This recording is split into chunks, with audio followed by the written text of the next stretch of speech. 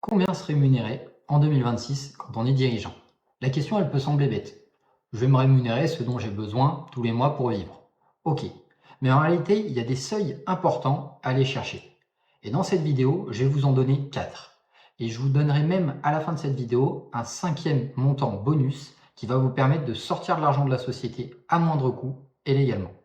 Je m'appelle Johan, je suis le fondateur du cabinet Le Bon Revenu et mon activité consiste à optimiser la stratégie de rémunération des dirigeants. Quels sont ces 4 montants et pourquoi ils sont importants? La première chose qu'on va devoir faire, c'est distinguer les présidents-présidentes de SASU et SAS des gérants et gérantes de URL et de SARL. Quand on est président ou président d'une SASU, on va avoir un bulletin de paye, on va avoir un salaire brut versus un salaire net. Généralement, il y a 22% de charges sociales entre les deux. Et en l'occurrence, les montants que je vais vous annoncer correspondent à des salaires bruts annuels. En revanche, quand on est gérant de URL ou de SARL, on est travailleur non salarié, on est affilié à l'URSSAF et on n'a plus de bulletin de paye. Donc on n'a pas de distinction entre le brut et le net. Donc les montants que je vais vous annoncer correspondent à un salaire net annuel, avant impôt bien sûr. Le premier montant à connaître est 7 212 euros. 7 212 euros de rémunération à aller chercher sur l'année 2026, ça va vous permettre de valider vos 4 trimestres de retraite. Dans une année, il y a 4 trimestres, et si vous voulez valider vos 4 trimestres, il faut vous rémunérer 7 212 euros. Pourquoi? Parce que aujourd'hui, selon votre année de naissance, vous avez 43 années professionnelles à valider pour partir à la retraite avec le taux plein, donc avec le maximum que vous pourriez avoir. Et si vous manquez des trimestres, eh bien vous allez avoir des malus. Et les malus correspondent à 1,25% sur la future pension de retraite que vous allez toucher pour chaque trimestre manquant. Donc pour éviter d'avoir des trimestres manquants, rémunérez-vous 7 212 euros à l'année. Ça correspond à 600 SMIC horaires. Un trimestre, 150 SMIC horaires. 4 trimestres, 600 SMIC horaires. Le SMIC a été revalorisé le 1er janvier 2026. A priori, il ne devrait pas l'être en cours d'année, mais par précaution, si toutefois il l'était, je vous recommande de vous rémunérer un petit peu plus, d'aller chercher les 7 500 euros à l'année. 7 500 brut si vous êtes président de SAS et 7 500 net si vous êtes gérant ou gérante de URL. Si vous êtes président ou présidente de SASU ou de SAS, vous n'avez pas besoin de vous sortir un bulletin de paye tous les mois pendant 12 mois pour valider vos 4 trimestres de retraite. Vous ne pouvez pas non plus faire un seul bulletin de paye à 8 000 euros et ça vous validera vos 4 trimestres de retraite. Non, le minimum c'est 2. Avec 2 bulletins de paye, par exemple 2 fois 4 000 ou 2 fois 3 650, vous allez bien valider vos 4 trimestres de retraite. Un seul bulletin de paye, ça ne fonctionne pas, et 12 bulletins de paye, ce n'est pas nécessaire. Au moins 2. Quand on est gérant de URL ou de SARL, il faut simplement déclarer une rémunération supérieure à 7 212 euros. Il n'y a pas de bulletin de paye, donc c'est aussi simple que ça. Ça, c'était le premier montant. Je vous recommande de ne pas vous arrêter là. Avec 7 212 euros, ça peut être un petit peu juste pour finir le mois. Le deuxième montant correspond à 9 612 euros à l'année.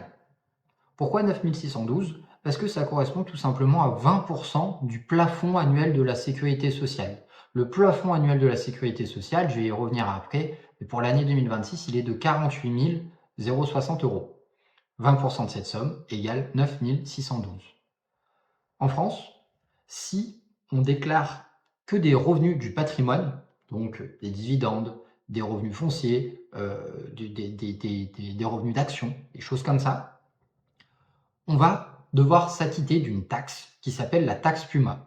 On l'appelle aussi la taxe des rentiers. Je vous mettrai dans le lien de la description un article que j'ai rédigé qui explique tout le fonctionnement de la taxe PUMA. Mais dans l'idée, pour échapper à cette taxe PUMA, qui est une taxe sur les revenus du patrimoine, eh bien, il faut avoir déclaré des revenus d'activité. Et il faut avoir déclaré à minima 9 612 euros de revenus d'activité pour y échapper. Donc, je vous recommande d'atteindre ce seuil de rémunération si, de par ailleurs, vous percevez des revenus du patrimoine. Et en l'occurrence, les revenus du patrimoine, ils doivent représenter plus de 24 000 euros à l'année. C'est 50% du plafond annuel de la sécurité sociale. Donc, si vous déclarez plus de revenus du patrimoine, par exemple, si vous êtes en SASU ou en SAS et que vous prenez beaucoup de dividendes et très peu de rémunération, vous pouvez vous retrouver dans cette situation. En URL ou SRL, généralement, c'est pas trop le cas. Deuxième seuil, 9 612 euros. Le troisième seuil à aller chercher, il ne concerne que les présidents, présidentes de SASU et SAS, que ceux qui ont le statut d'assimilé salarié. Les travailleurs non salariés en EURL ou en SARL ne sont pas concernés. Et en l'occurrence, ce seuil est de 24 400 euros. 24 400 euros, c'est ce qui va vous permettre d'avoir des droits en cas d'arrêt de travail ou en cas d'invalidité si vous êtes assimilé salarié. Si votre rémunération elle est inférieure à ce seuil, vous ne pourrez pas prétendre à des indemnités journalières ou à une pension en cas d'invalidité. Je vous recommande donc vivement d'atteindre ce seuil pour être certain, certaine d'être couverte par le régime obligatoire en cas d'arrêt de travail ou en cas d'invalidité. Les TNS, vous, même si vous rémunérez que 7 000 euros, vous allez avoir une couverture malgré tout par le régime obligatoire. Le quatrième montant, qui est le plus important, j'en ai parlé tout à l'heure, c'est le PASS, le plafond annuel de la sécurité sociale. Pour l'année 2026, il est de 48 060 euros. Et pourquoi vous avez tout intérêt à atteindre ce seuil, quel que soit votre statut? Parce que c'est ce montant-là qui vous permet d'avoir le meilleur retour sur investissement des cotisations sociales que vous allez payer. Chaque euro de cotisation sociale que vous allez payer va vous procurer le meilleur retour sur investissement en cas d'arrêt de travail, en cas d'invalidité et surtout pour votre retraite. La retraite de base, vous y cotisez au maximum jusqu'à ce seuil de 48 060 euros. Vous cotisez également pour la retraite complémentaire jusqu'à ce seuil. Elle continue d'être efficace au-delà de ce seuil, mais en réalité, la retraite de base, elle est plafonnée à 48 060. Et donc, vous avez tout intérêt à aller chercher le 48 060 de rémunération à l'année, puisque c'est là que vous allez avoir tout simplement la meilleure productivité des cotisations sociales que vous allez payer. On parle de 4 000 euros par mois, c'est quand même pas rien. 4 000 euros bruts par mois pour des assimilés salariés SAS, SASU, 4 000 euros net pour des travailleurs non salariés. J'ai bien conscience que tous les dirigeants ne peuvent pas atteindre ce niveau de rémunération, mais pour autant, il faut en avoir conscience. Ça ne veut pas dire qu'une fois qu'on a atteint 48 000, on ne se rémunère plus, on prend que des dividendes, on arrête tout. Non, c'est simplement un indicateur.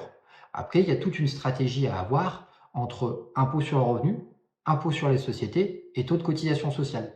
Comment on équilibre toutes ces variables. Et ça, c'est le rôle du cabinet Le Bon Revenu.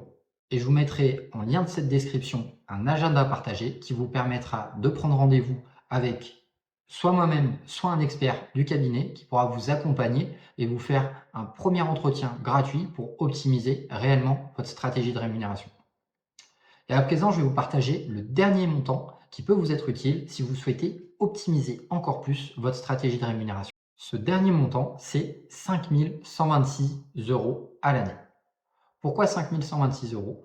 Parce que si jamais vous avez un ou plusieurs salariés dans votre société, que c'est peut-être pas votre société principale qui vous rémunère, parce que vous avez une autre société où vous rémunérez sur la holding, par exemple, eh bien, vous voulez profiter de l'épargne salariale, PE Perco, je ferai une vidéo prochainement dédiée à ce sujet, et bien pour pouvoir vous aussi profiter du dispositif d'épargne salariale, et pas que ce soit uniquement vos collaborateurs qui en profitent, vous devez vous rémunérer à minima 5 126 euros à l'année pour pouvoir prétendre au maximum des versements et abondements qui pourront être faits sur le PE et le PERCO.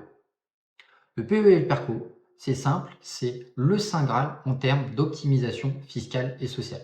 C'est ce qui va vous permettre de sortir de l'argent de la société à moindre coût et légalement.